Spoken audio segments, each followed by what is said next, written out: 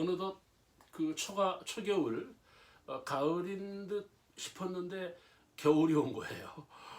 11월 또 12월 우리가 이제 추수감사절 다음 주가 또 성탄절을 우리가 기다리면서 우리가 그 동심의 어떤 그 기쁜 들뜬 마음보다는 좀 무겁잖아요. 어른들은. 왜 그런가 하면 올해는 내가 어떻게 살았는가, 잘 살았는가, 의미가 있는가, 뭐 생산적인가 이런 것들을 생각하면 또 우리가 마음이 무거운 거죠. 오늘 이 본문을 보시면은요, 이 제자들이 깨닫지 못하고 있는 거예요. 그러니까 예수를 보면서 깨닫지 못했고 예수를 안다고 하는데 깨닫지 못했던 부분들이 이 본문에서 발견이 되는 거고요. 또 이 제자들은 자기네들은 지금 예수님을 따라간다고 생각을 했는데 예수님을 지금 못 따라가는 상황이 된 거예요. 그건 왜 그런가 하면은 사람이 깨닫지 못하면 안 되는 거죠. 우리가 아내를 깨닫잖아요. 우리가 자녀들을 깨닫지 못해요. 근데 저는 한 그 남편으로서 아내를 깨닫는 거예요. 부모를 깨닫잖아요. 그러니까 우리는 그들과 인생을 올인하는 거예요. 그런데 자녀들은 우리가 잘 몰라요. 그렇죠? 우리가 자녀들을 깨닫기가 어려워요. 여러분, 세상을 깨닫고 사는 사람이 있는 반면에 세상을 깨닫지 못하고 사는 사람들이 있어요.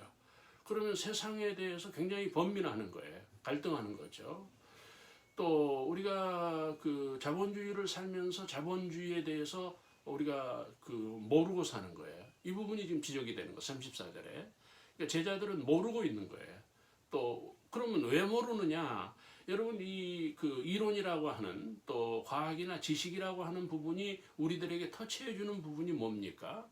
아는 부분들을 터치하는 거잖아요. 모르는 거를 어떻게 얘기를 하겠어요? 근데 이 제자들이 지금 모르고 있는 거예요. 예수를 잘 모르고 있는 거고 예수님이 가시는 길에 대해서 이해가 없는 거예요.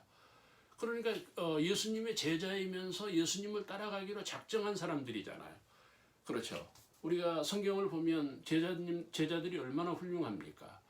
정말 어떤 그 고난과 환난과 가난과 자기 인생을 포기하면서 예수님을 따라가는 결의가 있는 사람들이에요.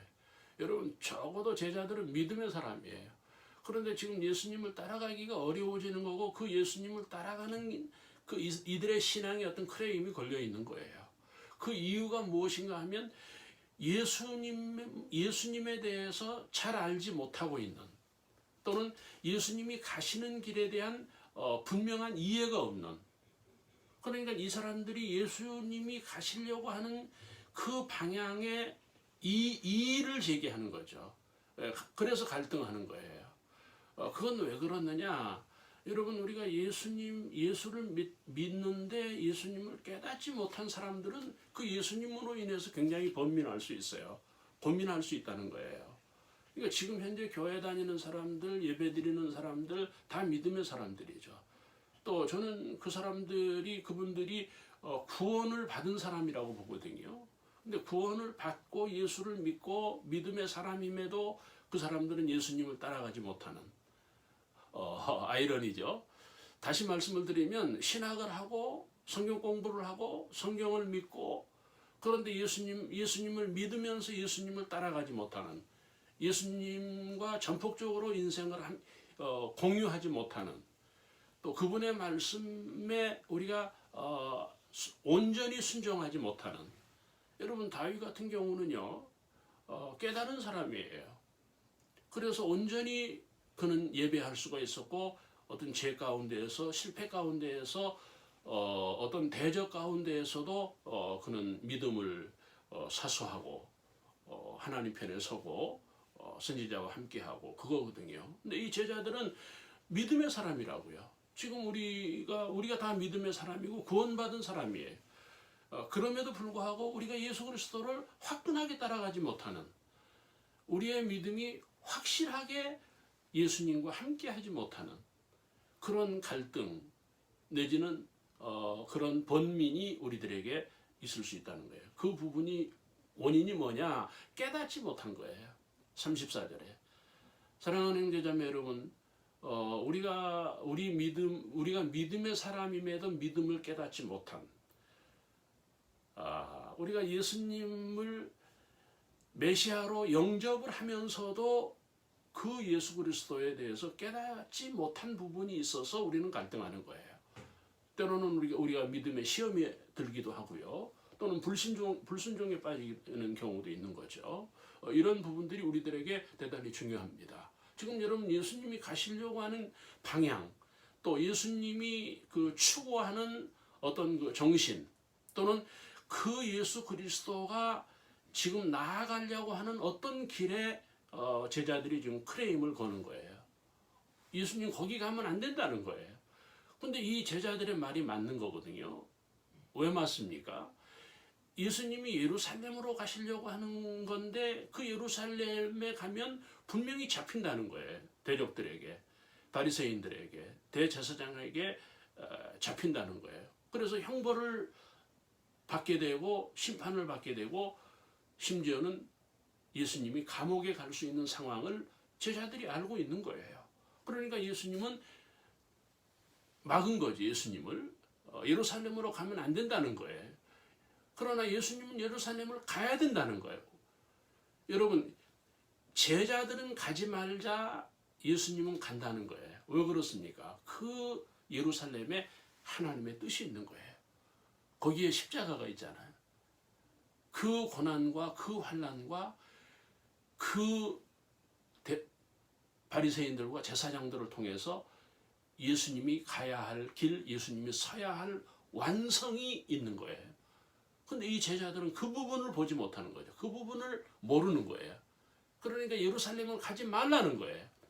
여러분, 이 부분에서 우리가 주목해야 되는데 특히 베드로잖아요.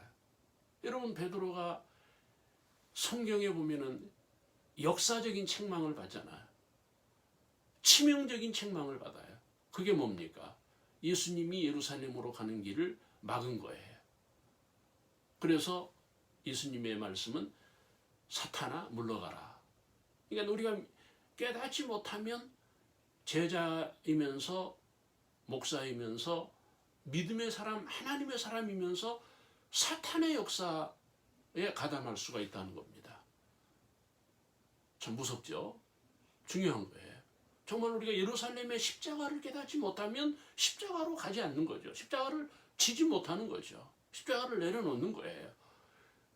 그러나 그 십자가 예수 그리스도의 예루살렘을 깨달은 사람만이 예수님을 동행할 수 있고 예수님을 따라갈 수 있고 예수님과 함께 할 수가 있다는 거예요. 여러분 거기에 뭐가 있습니까? 십자가가 있고 부활이 있잖아요. 3일 만에 살아나리라. 중요하잖아요. 오늘 정말 우리가 깨닫지 못하면 예배 힘들어요. 우리가 코로나19로 인해서 교회들이 지금 위기라고 하잖아요. 그러니까 복음을 깨닫지 못한 사람들, 그 어떤 그 어려움과 고통을 깨닫지 못한 사람들은 돌파하기가 어려운 거죠. 그래서 사람들이 주춤하는 거예요.